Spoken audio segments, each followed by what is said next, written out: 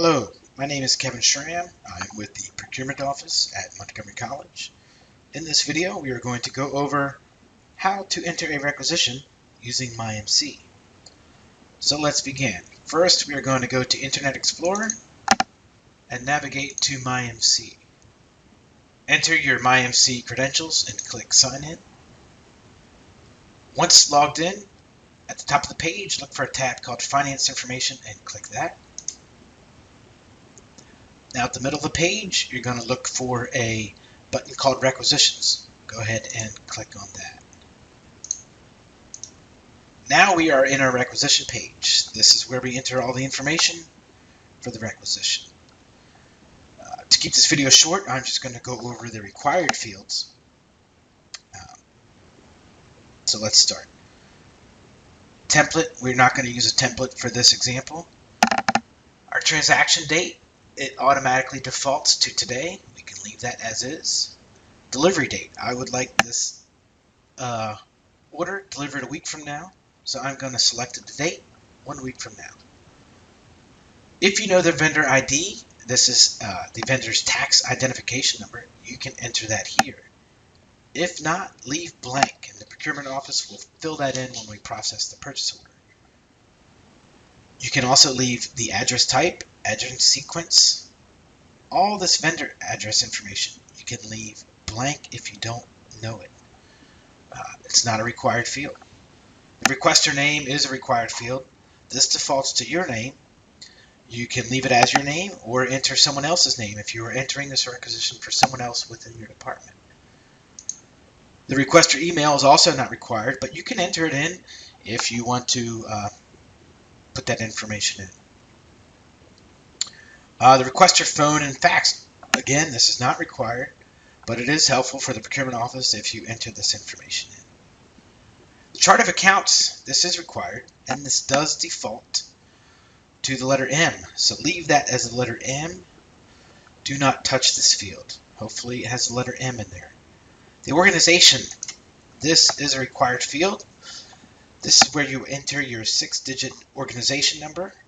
For this example, I'm going to use our department account. I'm going to put in our 6-digit number right there. The ship to code, this is your 2-digit building abbreviation.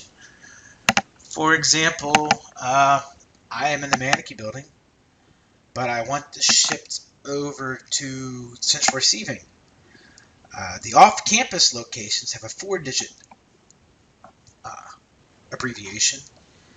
These abbreviations, by the way, are the standard facilities abbreviations that they use on the campus maps and other documentation. So this order is going to go to the warehouse at central receiving. It's off campus, so they have a 4-digit building abbreviation. I'm going to put ware, W-A-R-E, and I'm going to keep the attention to as the same. There's a blue highlighted item here called document text. This is nice. You can click here and put notes.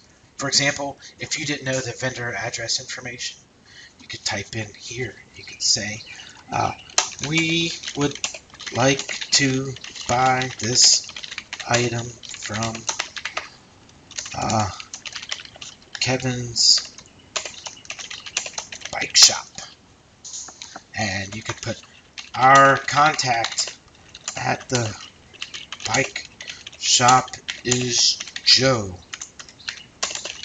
His email is sales@bikeshop.com. Click Save. This will be easy for the procurement office. You can read easily what you wrote. This helps us in many ways.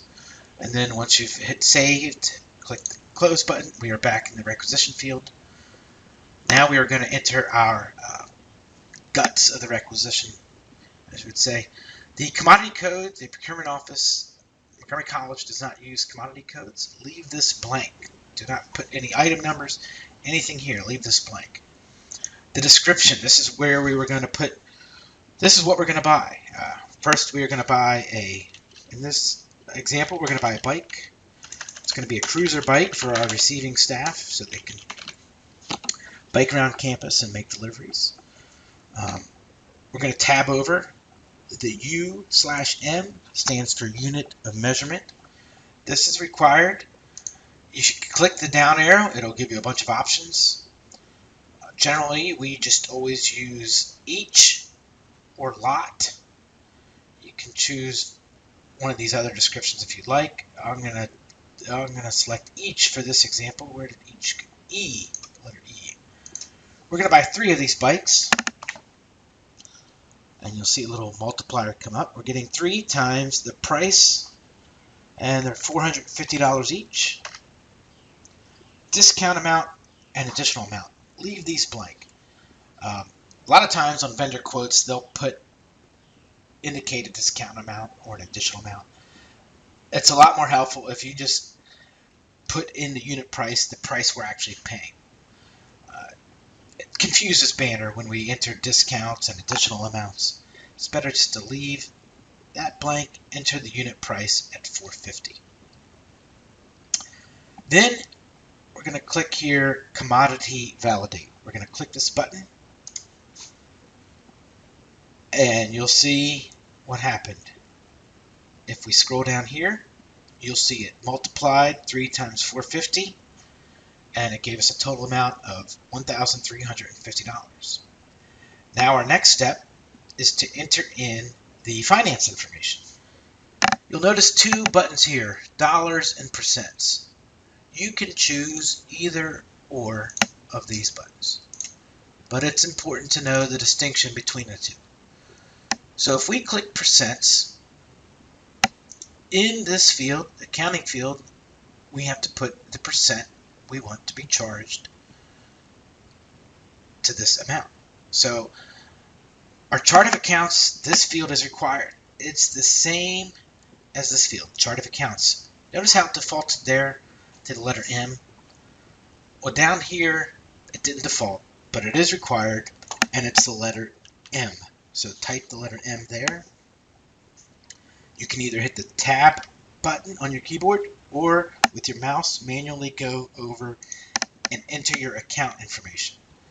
Here I'm going to enter my fund code 1110. This is the operating fund, my org for my department 25000. I'm going to use an account, our contracted service account, and our program code.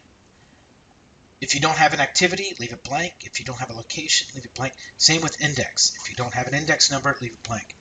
We use these a lot with grants, and activity code we use a lot with departments to signify what campus they're from or what department they're in.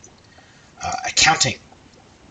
This is where these radio buttons come into play. If you put percents and you want 100% of the order to come out of this account, right here you would type 100.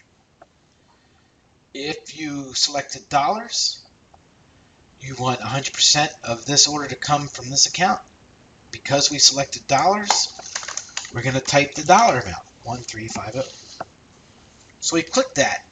Now we're going to check if we made any errors. And we do that by clicking the validate button. Click the validate. Looky here. We got a document validated with no errors. So what does this mean? This means we can submit it for approval. So I can click complete, or if I'm not quite done with it yet, but I want to save it, let's say there's more information I need, I can click save and process, but I'm going to click complete. Now, you're not done yet. This is very important.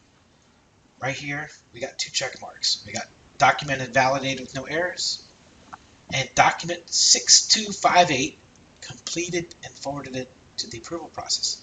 Write this number down. This is your requisition number. And you're given another option, you can enter more requisitions. But this is your requisition number. Now, in another video, we're going to go over how to attach a document to this requisition.